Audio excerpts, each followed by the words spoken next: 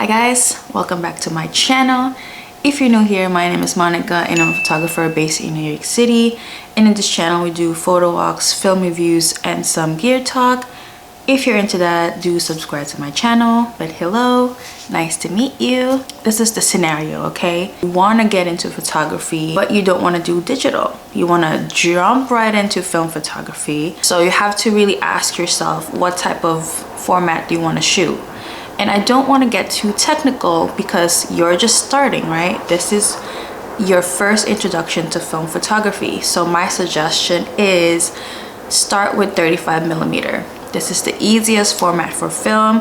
This is the most accessible. You get more chances with 35mm because you do get 36 frames versus like a medium format or a large format especially. I have here 3 types. Nope, it's actually 4 of cameras that you can get. Before I get into the list, please do not get a disposable camera. Do not do yourself a disservice because you buy the disposable camera, your plan is to capture moments and you're not gonna get them in like the best quality because the whole disposable camera is plastic, the lens is plastic, the flash is very low. You buy them, it's a one-time use, and after that you send it to get developed and they get rid of it. Not entirely sure if people recycle it, but I really hope they do. The first one, it's more like an elevated toy camera. It's the Lomo Apparat. Lomography was very kind enough to send this one for me to test. This is definitely beginner friendly. I have a Kodak Ultramax in the camera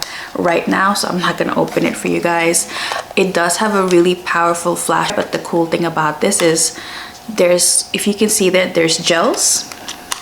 You can replace the gel colors for the flash, which is really cool. I'm not gonna get into this just yet. I am still testing it, so I don't want to talk about this too much. I've been using this for about a week and a half now, and I will say this is a really great beginner's camera. Super easy to use. It's ergonomic and it's also really pretty. These run about $99. This is the colored version, but they also have the all black version for $89. If you want to know more about this camera, you can either search on YouTube already, or you can subscribe to my channel. So, because I'm gonna do a whole video on it with samples and stuff. The step up from that camera or any toy camera or anything that's disposable, which again, like I said, don't get one of those, is a point and shoot camera. This is an electric point and shoot camera.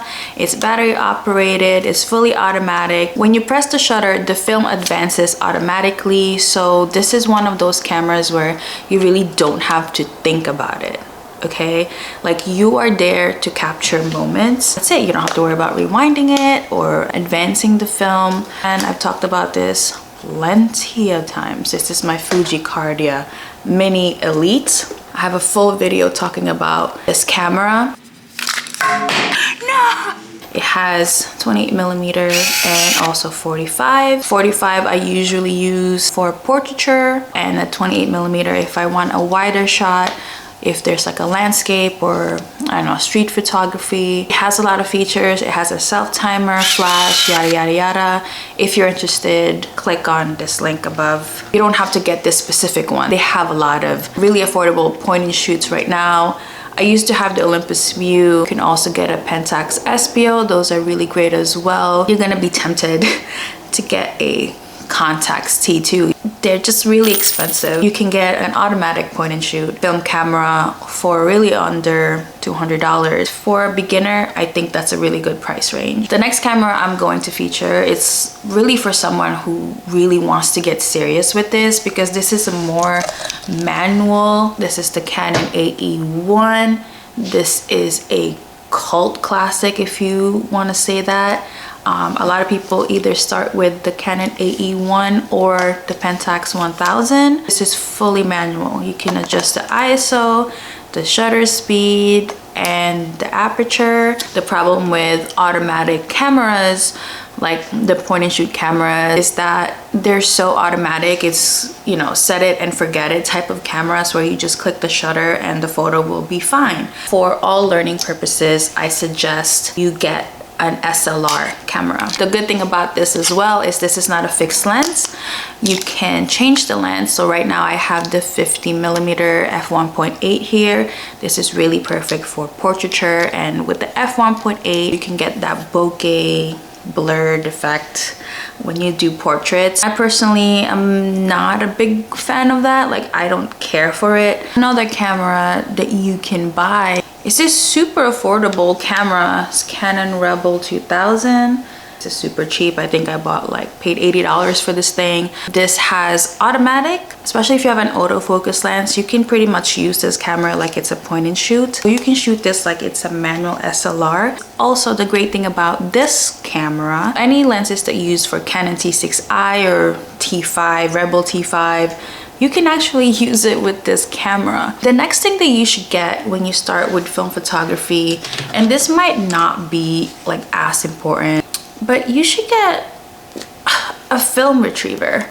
This is a really cheap one. This is about $7, and I feel like if I walked around with this, my life would have been so much easier. I hope you guys found this video helpful. It's really not a lot. It's a very kind of quick video. It's just, I know how it felt when wanting to start film photography, and a lot of the videos really that I've seen, or at least at the time that I was starting, they're very technical and they're talking about the best gears out there. I feel like when you're starting, I think you definitely have to start with something that is more attainable than, let's say, like a Leica M6. I would love to own a Leica M6. I just don't think that paying premium price for those cameras are really worth it, especially if you're just starting. It's kind of like, you know, buying a brand new Aston Martin and you just got your permit, you know? If you have any questions, let me know in the comments below.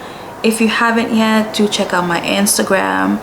I'm also on Vero. It's really giving me Tumblr vibes without the craziness of Tumblr, which I'm loving so far. I'm also on TikTok. When you get a chance, check out my website. The link to my print shop is there, and also my merch. As always, stay cool and stay chill, and I'll see you guys later. If you noticed, I didn't say light meter. I'm terrible, I know. I really find beauty sometimes in my mistakes and my mishaps, so I'm not hung up on it.